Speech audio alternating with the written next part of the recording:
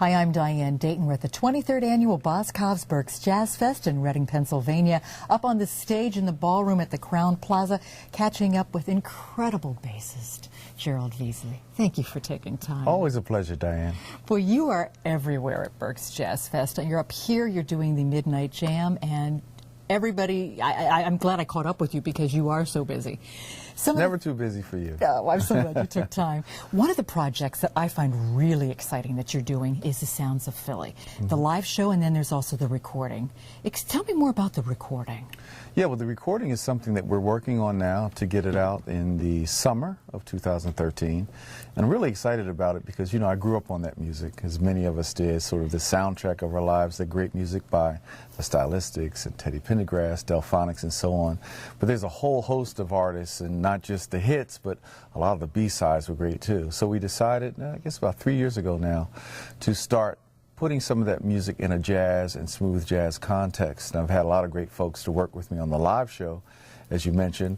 People like you saw, Phil Perry, yes, the great guitarist Nick Coleone, Carol Riddick, a wonderful singer from Philadelphia, and Kindred the Family Soul, which is one of the newer kind of groups that are part of the whole Philadelphia story. And then I've had the fortune of working with some of the other artists, not in this incarnation of the project, but people like Will Downing, folks like that, and Walter Beasley.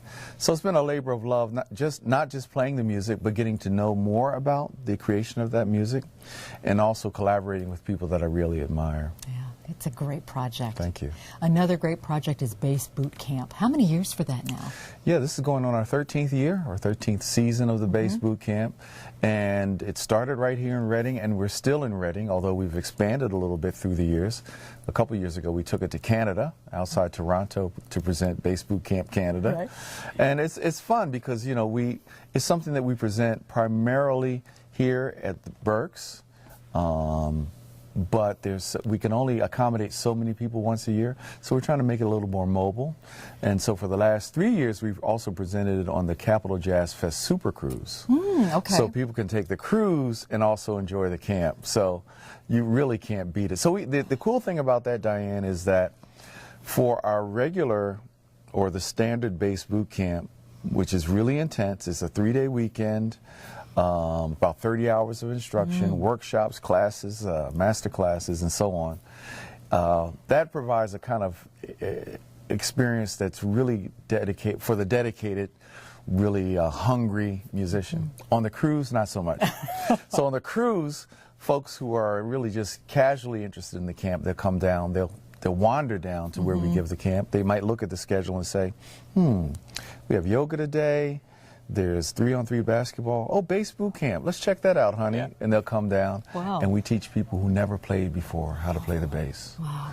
So that's been really exciting. That is exciting. And when they start to learn these little pieces about something they never thought that they would be able to do, that has to make you feel good too, doesn't it? It's really reassuring because you know, when you're teaching, you see those light bulb moments go off. And that sort of, as a teacher, that sort of encourages you and really drives you.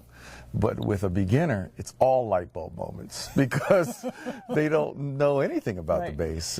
So it's a lot of fun doing that as well. Well, this is going to be turning into an expo too, right? Yeah, thanks for asking about that. For 2 years now, during the Bass Boot Camp here in Berks County, we've taken one day and created an exposition for exhibitors who have bass products, amplifiers, bass companies, and so on.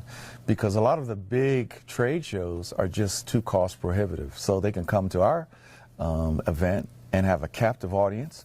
And this year we had about 200 people come to see the wares of a lot of the local bass builders and bass manufacturers. We have some of the big companies as well, but there's really nothing like it on the East Coast.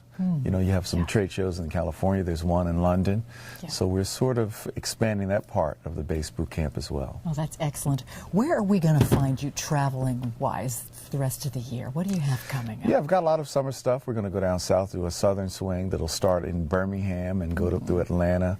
And we got a big fall tour planned up for the release of the Sounds of Philly project. And as always, people can go to my website, which is geraldveasley.com. The other thing I don't know if I mentioned is I'm doing a radio show. Yeah, back in radio. Yeah. It's for Smooth Jazz Now. It's an internet radio station. I'm on 5 days a week from 3 to 6 p.m. Eastern. Oh. Smooth Jazz Now. Get to play a lot of my favorite musicians, people that you've seen here. You know, they'll play some of Rick Braun's music and Chuck Logan. That's kind of cool to play the music of my buddies. You know, it's great with internet radio and what we can do in the audience that we can reach, isn't it, with this music? Absolutely. Yeah, because we've lost a lot of the terrestrial radio for smooth jazz and, of course, for jazz. But there have been a lot of opportunities created in the internet sphere, and if we didn't have that, it would really be unfortunate, because a lot of this great music, you wouldn't get exposed to it. Yeah. How many years now have you been playing, Gerald? Do you know? Remember? Well, I've been playing professionally. I kind of dated as around 1980 was when I started touring and making a full-time living as a musician. But as I've been playing, yeah, how old were you when you picked up? I was 12, so maybe 45 years I've been playing the bass. I should know what I'm doing by now. I think you do. I think you do. You give such a wonderful voice to the bass. How would you describe the voice? That's a great question. Through the years, my voice on the instrument has changed quite a bit, and being inspired by a lot of other great bass players.